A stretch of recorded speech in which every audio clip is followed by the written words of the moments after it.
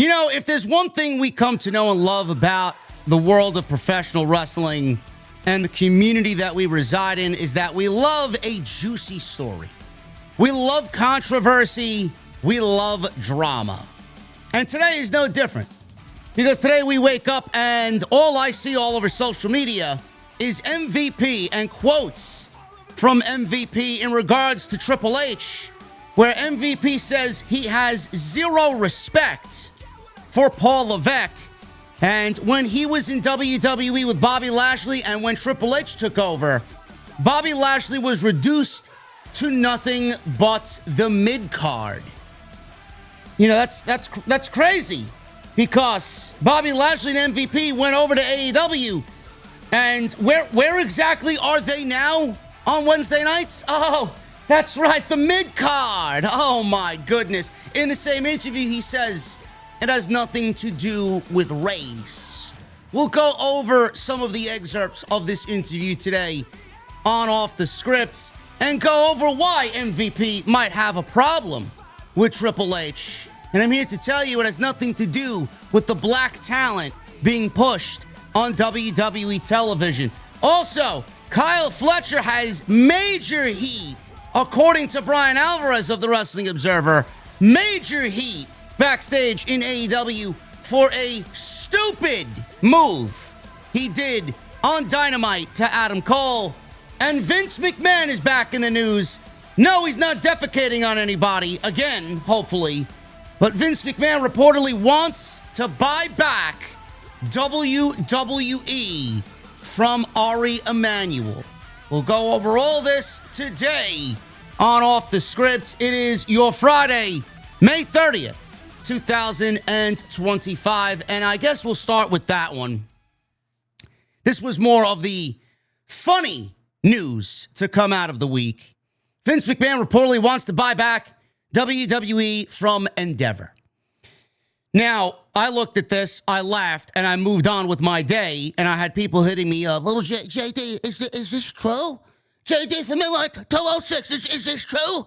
No, it's not true.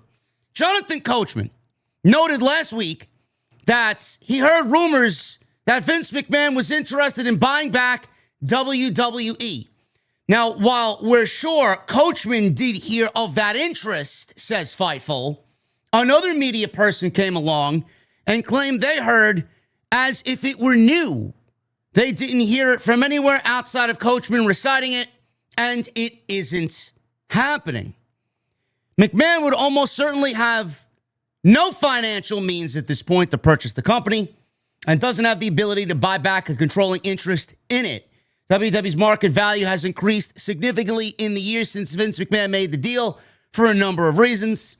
McMahon does have remaining stake in TKO, but the Vanguard Group, who most of you never heard of, owns nearly as much stock in TKO as Vince McMahon.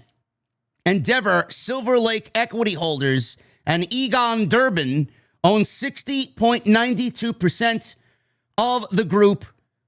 This is according to WrestleNomics. In other news, Sean Ross Sapp is interested in Bo Jackson somehow turning 25 years old and playing running back for the Cincinnati Bengals.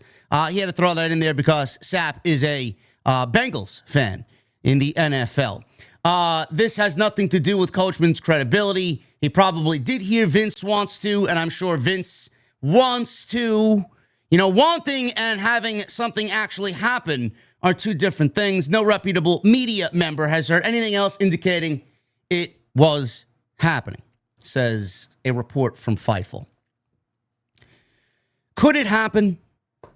I listen, it's the world of pro wrestling. I'm not going to sit here and say that something like this can't happen. Could Vince McMahon find the financial backing to take the company back and buy the company back? Sure. I know at the end of the day, the TKO group and Endeavor have to do what's best for the shareholders. And if someone else comes along wanting to buy back the company at much more money than it is currently worth right now, they might have to go and do something. So they just can't flat out say no.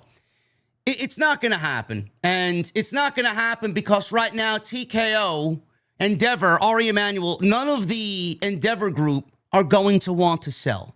WWE is making more money hand over fist. They are very profitable for Endeavor. It's not going anywhere.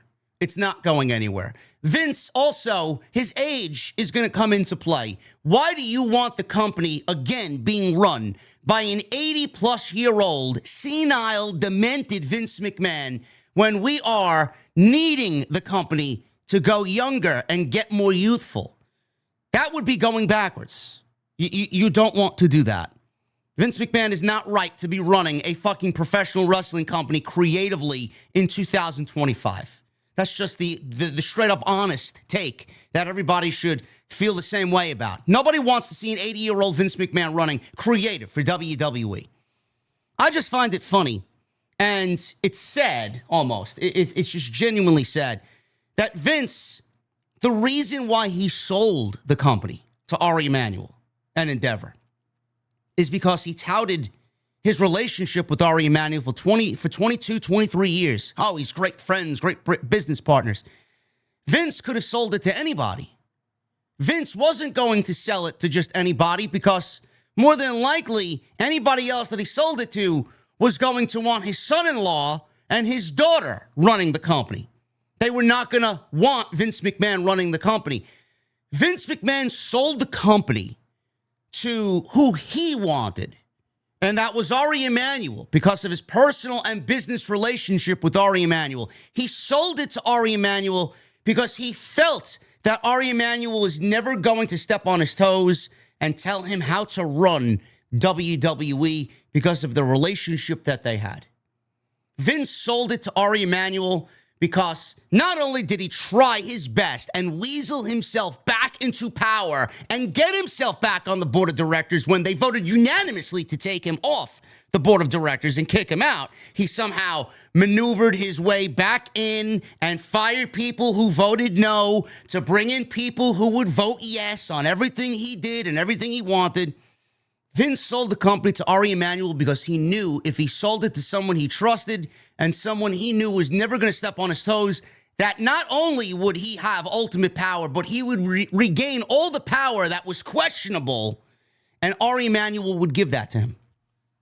That's it. Vince sold the company to the one person, the people that he thought were going to allow him to keep the power that he always had. And then when things came up, and things happened, a snowball effect. The company had no choice but to get rid of him because he was nothing more than a liability to Endeavor and TKO. Vince McMahon's not buying back WWE. One would have to want to sell in order for this story to be remotely true. One would have to want to sell for Vince McMahon to buy back the WWE, and right now Endeavor does not want to sell. Simple as that. Kyle Fletcher. People within AEW are furious with Kyle Fletcher over botched apron powerbomb to Adam Cole. You know, before I do that, let me go to my Twitter because we're going to be reading. I'm not going to show you them. I'm just going to read them. I posted a thread on this, and the amount of hidden replies on my thread are so fucking stupid that it would make any normal human being question why they are even a part of the internet wrestling community. And it just goes to show you that the AEW fan base is the most retarded fan base in all the sports. Just going to throw that out there. Nice little, cherry on top here. I'll give you guys a little bit of old school Hate Mail Friday, Hate Mail Monday I used to do back in the day. We'll read some comments. But people within AEW are furious with Kyle Fletcher over botched apron powerbomb to Adam Cole. Fletcher challenged Adam Cole for the TNT Championship. Don't know why. On Dynamite this past Wednesday, the action at one point spilled to the outside, at which Kyle Fletcher went for an apron bomb. I don't know why we are seeing an overabundance. It's more so in AEW, and WWE is doing it now a little bit more often. I don't know why we're seeing an overabundance of apron spots. You want to end someone's fucking career 5 years earlier than it should? Please continue to do moves on the apron. Death Valley drivers, Canadian destroyers, apron bombs. In this case, a man could have been left dead on live television. Fletcher was too far to hit the move because where he was standing and where the ring was, this was not a feasible position to do an apron bomb. And the back of Cole's head narrowly missed the apron while his elbow smashed against the ring on the outside. Now, if you watch it in actual motion, it looks like his head hits the back of the apron. If you watch it in slow motion, which some eagle-eyed fans slowed it down 2-3 times slower, you see that Adam Cole barely missed the apron, and his right arm came down on the apron itself, and the sound of his arm, his hand hitting the mat, was not a sell, because the entire fucking spot was botched, but to give the illusion, I guess, or the impact of the move, the sound that that he was looking for. It was not a planned spot. The apron bomb might have been planned, but what happened here, he went and did a move that was planned that could have been very catastrophic. And I don't know why this is happening more and more and more. It's not the moral of the story. The moral of the story is, why do we need to do this shit on weekly television when no one is going to be fucking talking about it legitimately 24 hours later? That's the moral of the story. Brian Alvarez, he reported on the Wrestling Observer Live that a lot of people within AEW were furious with Fletcher, partly due to Adam Cole's history of head injuries. He says, and I quote, "I can tell you today, I'm sure I'll hear about this all afternoon. There were a lot of people furious at Kyle Fletcher because, like, at the end of the day, whatever you want to do is whatever you guys agree to do and everything like that. But Adam Cole has a history of head injuries. He's had concussions. He's had concussions and head injuries. We know about that. And he's had concussions and head injuries that hasn't been public. There have been other times where Adam Cole hasn't been on television because he had a head injury and it just never came out. So, like, you have to be careful, not just with Adam Cole, but with anybody, with anyone's head. There were a lot of people very unhappy with Kyle Fletcher because, like, what was this dude thinking? What was he thinking? I don't have an answer. Fortunately, Adam Cole is said to be 100% okay following the apron powerbomb, according to PW Insider.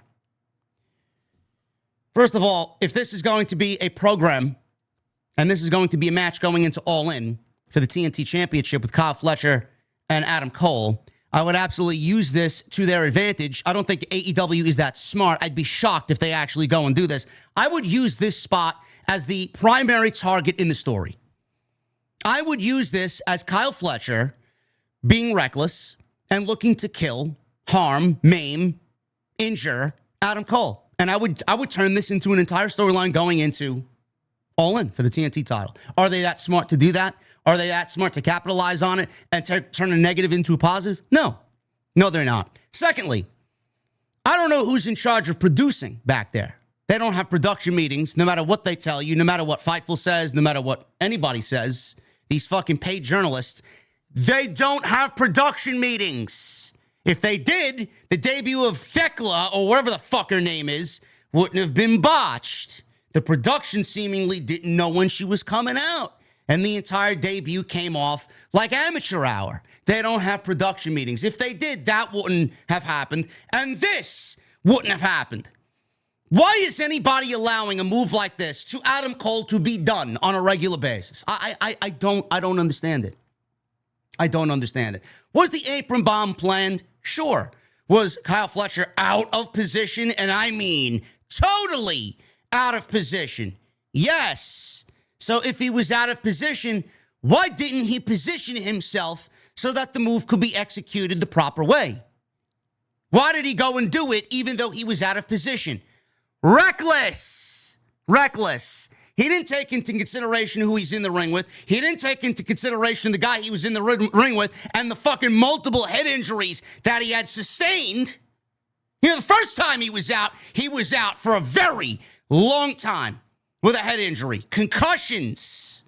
and you want to go and do that again and maybe potentially end his fucking career because you think an apron bomb is going to get this match over, nobody is going to look back at this and look at this match or a match that these two are involved in and say, hey man, you know what's missing? You know what it would have needed for Meltzer to give it 5 stars? An apron bomb. That's what it needs, pal.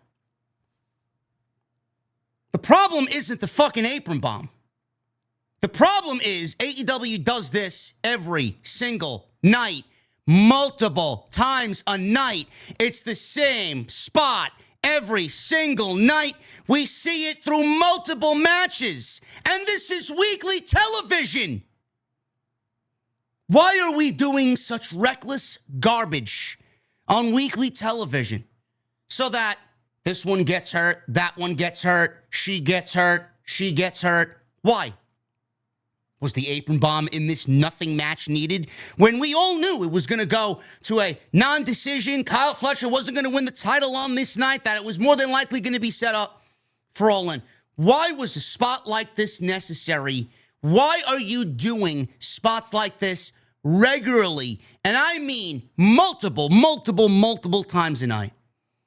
You could sit there and see this move happen, and legitimately in the match before or the match after, you'd see the same fucking spot or a Death Valley Driver or a Canadian Destroyer or something on the apron. What is the overabundance of moves on the apron? Can we save the cool shit for when it actually matters? Who's going to be caring about this when you're drawing 600,000 people on weekly television? The move happened, and it's forgotten. Literally, less than 24 hours later. You don't care that a man almost had his career ended, worst case, died on national television. If I'm Tony Khan, I'm looking at this, and I swear to God, whoever produced this match, goodbye. If I'm Tony Khan, I'm tightening up production, which right now there's none of. I don't know why we are slamming Adam Cole down head first. I don't. It's like the same thing when I watch fucking Big E dive through the ropes. I think he's going to break his fucking neck. Bryan Danielson, same thing. Every time he jumps off the top rope, every time he lands on his neck, something happened to his neck. Cringe. Every time Rollins does a buckle bomb, I just have the sight of him tearing a ligament, doing a fucking buckle bomb. Something. Or someone having their head bang against the turnbuckle, doing a buckle bomb. When Rollins jumps off the top rope or does something aerial in the air, I think he's going to tear a ligament. You just can't get those moments out of your head when it comes to certain people. Why are we doing this with Adam Cole especially? Save the shit, the cool shit, for when it actually matters. You don't need to do this overabundance of garbage to get yourself over. And that's where the problem is. Adam Cole is not over. I don't know who the fuck this is. He is a shell of his former self. The black and gold Adam Cole, long gone. Long gone. I don't know who this is. And Kyle Fletcher couldn't get himself over if he prayed nightly to whatever God he prays to. He's a great pro wrestler, don't get me wrong. Is Kyle Fletcher over? No, Kyle Fletcher is not over. I don't give a fuck who you are. He's not over. Hey, man, you know how I could get over? Let's do some fucking freaky cool shit in the match that people are going to talk about. Meanwhile, it's possibly going to end your career. The overabundance of doing these spots is because they can't get over by doing anything else. You know what would get them over? Writing a fucking great story with 7 weeks to go before they actually wrestle for the title at their biggest show of the year. Story is going to get you over. The cool moves only enhance the fucking story. How about you go and write me some fucking story and get over with the audience instead of doing some stupid fucking shit that's possibly going to end someone's life? Let's read through these fucking comments. The AEW fan base is some of the dumbest fucks in any community. One guy says it's not ballet. Imagine this much of a tough guy about a fake sport. If Adam Cole died, would it have been fake, you fucking idiot? What wrestler working, a wrestler working internet marks? Say it ain't so. Dude, you are the epitome of negative. What? Where didn't he hit his head at all? Sold it like a champ, and his arm hit on the apron. Dorks. Y'all are so nitpicky, I swear. Feigned outrage. I think that's the spot, doofus. You're a weirdo. You can clearly see he didn't hit his head. Always sucking on them WWE nuts. He completely missed the apron, man. Used to watch his channel. You're marking out. Got too much. He did not even hit the ring, but because he can sell good, all the IWC is thinking he's dead. But yet, y'all say pro wrestling is fake. Did you ever think that maybe it was an instance of mistiming? Yeah, it was mistiming, and Kyle Fletcher's a fucking idiot for going and doing the move when he clearly thought and knew it was mistimed. It's not like Kyle Fletcher has X-ray fucking vision and can look through Adam Cole's insides and find the ring apron. Adam Cole did a great job of selling, as if his head did hit the apron. Also, drink some decaf. Why is everyone getting upset over this? It looked more impactful than if he had done the move correctly. Bitch boy of the day from New York. Go figures. He didn't hit the mat. You make a good point. Now, your initial point of him fucking his head up was straight wrong. I'm tired of seeing people not have balls enough to own up to when they are wrong. You're absolutely right. It was reckless. But that was your point after the post. Take responsibility. It was fucking wrong, no matter how you look at it. Is it worth the money you make to act like such a massive bitch in public? Oh my God, a wrestler got hurt. His head didn't actually hit, you mark. You never made a mistake before. This might be the best sell I've ever seen. Hi, his shoulders hit. It's called selling, you dumb cunt. I'm sure you care deeply about the talent in AEW, fucking clown. They're the dumbest fan base in all of any professional sport on social media ever. The sickos usually go by the name sickos. I'm going to brand them as retarded. Moving on. We'll end with this. MVP. He reveals he has zero respect for Triple H. Now, I don't know what caused this. It could be decades in the making as to why MVP doesn't like Triple H for whatever reason. The former WWE star has been vocal about the new head of creative, if you want to call him new. It's not new. He's been there for a little bit now, since leaving the company in August of 2024. MVP has criticized Triple H for his treatment of the Hurt Syndicate after he took over creative, or then the Hurt Business. He has also implied that the game books black talents differently, though the wrestling veteran has denied calling the WWE executive a racist. The now AEW star was asked about his beef with Triple H during a recent interview with Bet Ideas. Don't know who they are. MVP was specifically asked to expand on his remarks about how Triple H views the talent of color in a certain way. Replying to it, MVP said that you just have to look at the current state of WWE programming to understand what he means. Gee, I mean, if I look at the current landscape of WWE, I see a lot of non-white talent getting over on WWE television, man. Holy shit. Do we want to go to any specific examples? Let's read on. Let's just say this. Bobby Lashley was a two-time WWE champion. Yes, under Vince McMahon. After he took over, Bobby Lashley was reduced to the mid-card. Bobby Lashley is a bankable, marketable guy. And two-time WWE champion got reduced to mid-card. Whatever. So I'm going to stop there. Two-time WWE champion, right? Yeah, because he was doing so great under the Vince McMahon administration. For a little bit he was. For a little bit he was dominant. But Vince McMahon loves big, muscular giants. Pal. That's the type of guy that was tailor-made for a Vince McMahon administration, no matter his age. Bobby Lashley is 51 years old. Bobby Lashley does not look 51 years old. Vince McMahon did not care. If you look like Bobby Lashley and you are as dominant as Bobby Lashley, you are Vince McMahon's fetish at that point. Plain and simple, factual information. Bobby Lashley looked the part. He wrestled the part. He wrestled and looked every bit of what Vince McMahon wanted on his television. Vince McMahon ran it's still an aesthetic sport. It is. But Vince McMahon took it to obscene levels. He did. Bobby Lashley was not all rainbows and sunshine on WWE television either. Wasn't this the same guy that was flexing with Austin Theory while feuding with the United States champion at the time? Weren't we doing muscular fucking pose-offs with Austin Theory? And his buns of steel were showcased all over Monday Night Raw? Weigh-ins with grease and oil all over the... Yeah, this is what MVP wants Bobby Lashley to go back to. Or what about the time he was in the same bed in a bedroom in a scene for Raw with someone else's real-life wife as he was cucking out Rusev?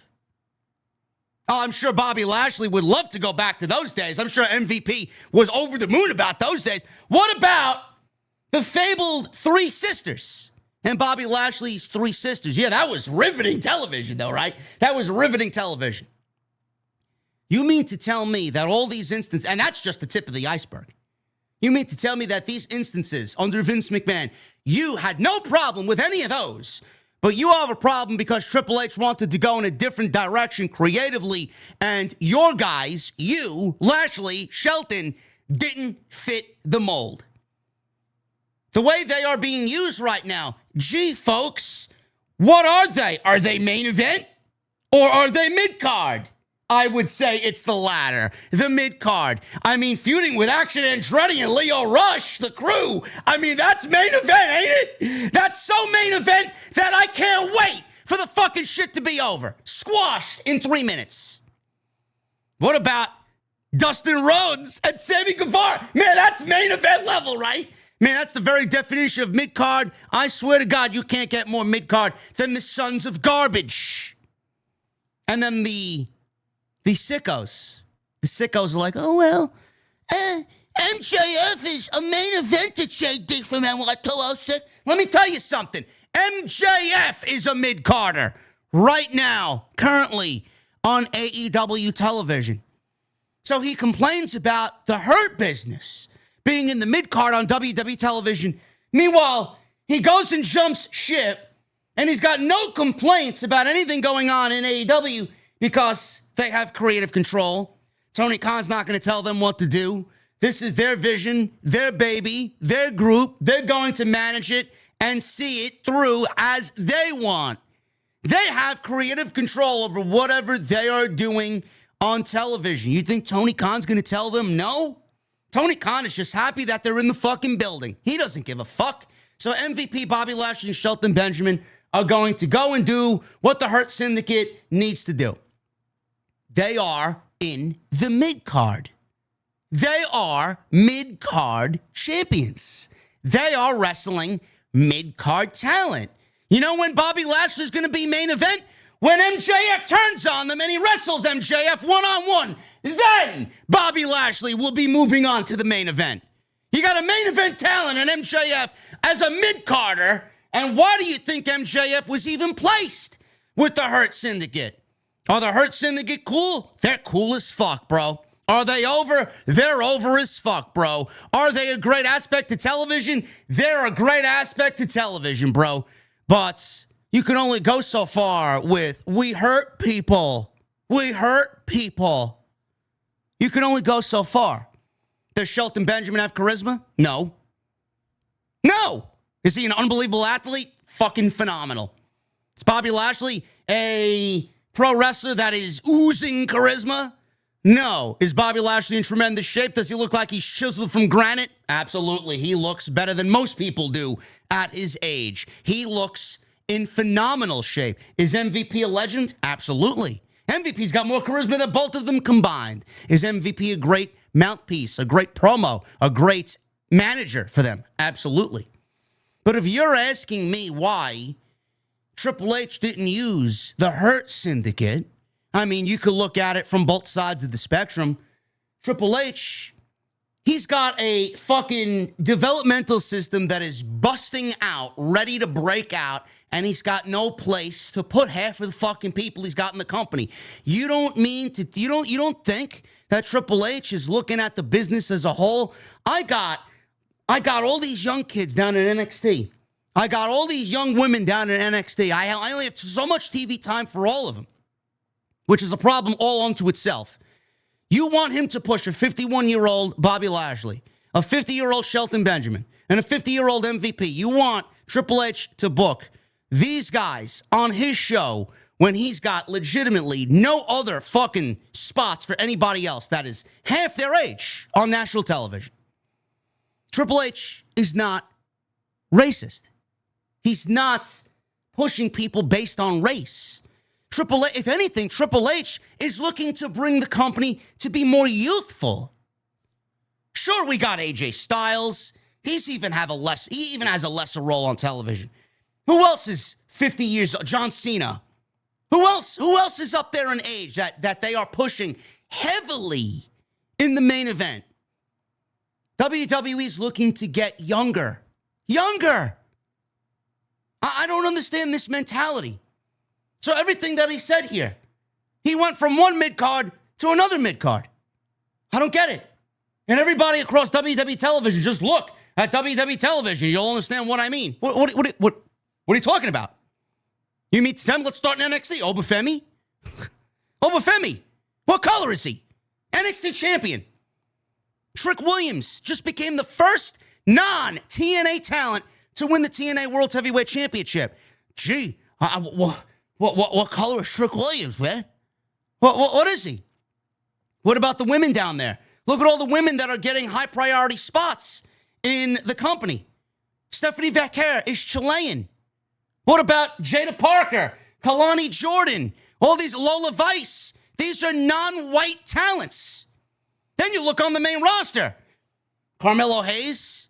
You got the Street Profits, who have wrestled probably better than any other point in their career, had an all-timer ladder match with two other teams, DIY and Motor City Machine Guns. They came out on top. I don't think the Profits have a problem of where they are on television. The team that they just feuded with on television the last couple weeks, Fraxium, one of the guys is Spanish. Do I need to go on? Jade Cargill. Jade Cargill had one of the best returns to WWE off of injury of the entire year and played it out in the Elimination Chamber. She just got a major WrestleMania match one-on-one with Naomi. Naomi is being given priority as a brand new heel character who very well could win Money in the Bank this year, which I'm advocating for. Bianca Belair was in the opening match of Night 2 of WrestleMania this year and had one of the greatest WrestleMania matches of all time. Jade, let's go back to Jade. More than likely, she's going to be wrestling Charlotte Flair. Maybe at Evolution in Atlanta on July 13th. Nia Jax is having the best run of her career. Nia Jax is putting on better matches than Charlotte Flair. Go figure. Am I missing anybody? Jacob Fatu, Jey Uso, they are non-white talents. Should I go on? Io Sky. Io Sky has been given priority over every other woman in the division. She's not white, she's Japanese. So where is this notion that Triple H is racist when most of the talents that you see on television are non-white talents? No, but to MVP, there's only one color and one race, and that's it. And to a lot of people think that same way.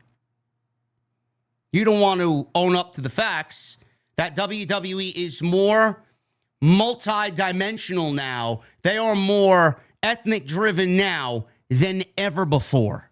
Ever before. How about we just base things on talent? How about that? It has nothing to do with race. Nothing. Are the Hurt Syndicate talented? They are fucking talented as fuck, bro. But how about their talents and their age and everything there jumbled up into one big bowl, you put it in the blender. Maybe it didn't fit the current direction of WWE creative. You were more of a fit for AEW television. That doesn't mean you're bad at what you do. It just means that what you bring to the table is not the current direction that they want to go in. Simple. What's the problem? No, but everything's got to be made into race. What I said specifically in response to the person on my Instagram page was what you see. It's my opinion of how he chooses to book certain talents. Some people say that all the time. Oh, MVP's just gripping. MVP's crying. Okay, well, just watch the program. Who were the people in the top spots under his leadership? Who were given opportunities? I just went over several names. MVP explained that his opinions are based on his own personal experiences with Triple H. He promised that someday he'll go into depth about his issues with Triple H. I'll be honest with you, my issues with him have nothing to do with race. My issues have to do with him as a person and our personal interactions and things that he said and did that caused me to have zero respect for him. MVP also talked about his picks for Mount Rushmore. He named people like Macho Man who deserve to be on that list. MVP also mentioned how some people like Hulk Hogan will be picked for Mount Rushmore. But according to him, the Hulkster is disqualified from the conversation because of who he is. So it has nothing to do with race. Meanwhile, that's according to MVP. Meanwhile, everybody's going to bring race into it and make it a race thing because that's all they see. And then you'll out yourself as a racist. And the world will go round and round. Listen, how about it's just down to talent? How about the most talented people make it to television? And how about we just disqualify what color, what ethnic background, what race you are? How about if you are the most talented at what you do, then you are in the prime positions to succeed? How about that? Does that count? Are we allowed to do that? Or do I have to choose somebody who's fucking terrible at their job and I have to put them in a top spot in the company because of who they are ethnically or background or race-wise? Is that what you want? Because that's not what I want to hire for. You hire people and you put people in position because they are the fucking best at what they do and they're going to make you money. Simple. It's as simple as that. It has nothing to do with race. People are bringing race into this for whatever fucking reason. I don't understand it. Why? Cut the shit. It's so fucking stupid. I'm tired of hearing this. Meanwhile, just look up and down WWE and their list of fucking talents and their list of champions all over television. They are more ethnically driven now than any other time before. You know who is racist? Vince McMahon. Name one fucking talent besides Bobby Lashley and The Rock that were pushed as black African-American talents. Oh, you'll have a very difficult time there. When it came to Asian talents, do you see Io Sky as the WWE Women's Champion under a Vince McMahon era? Io Sky'd be fired at this point. And everybody else that falls into that line, Trick Williams. You think Trick Williams would be where do you think that WWE would even be partnered with TNA if Vince McMahon was in charge? No, let alone Trick Williams being a fucking TNA champion. Why did Hit Row get fired? Does anybody want to have that fucking discussion? All of them got fired except for B-Fab. Nobody wants to have that discussion, though. If Hit Row was so great, why weren't they on? If Swerve is so great, why isn't he on television? Because Vince took one look at them and the gimmick that they portrayed, goodbye. Goodbye. I don't need you here. I don't want you here. Why is that? Nobody wants to have those discussions, though. The guy who was in charge previously was a racist, and he showed you exactly how much of a racist he was by the things that he did. Triple H, I don't see those problems in WWE now. Whatever they have together, problem-wise, whatever they have through all the years that they've known each other, MVP says it had nothing to do with race. MVP is probably someone who looks at Triple H as a person and as a businessman that he does not respect. And just by that alone, you don't have to like someone. Promises made, promises kept, not kept. There's plenty of reasons why he doesn't like Triple H. It has nothing to do with race. When you have the son-in-law of Vince McMahon running WWE, where do you think he got most of his business influence from? And I'm talking about the cutthroat fucking cut everybody else down to get ahead type of business mentality. I'm not talking about the racist fucking bullshit that Vince did that was adopted by Triple H. No. Now, if Triple H was anything close to Vince McMahon, he would have been canceled yesterday. It's nothing to do with race. Stop making it about race. Thank you for a great video today, guys. I hope you enjoyed. Let me know what you think of all these top stories down below in the comment section. Go follow me on social media at JDfromNY206, Twitter, Instagram, TikTok, and Cameo. Make sure you guys hit that subscribe button down below. We're like 10 subscribers away from 171,000 subscribers. And go check out all the other content on the channel. There is plenty of it.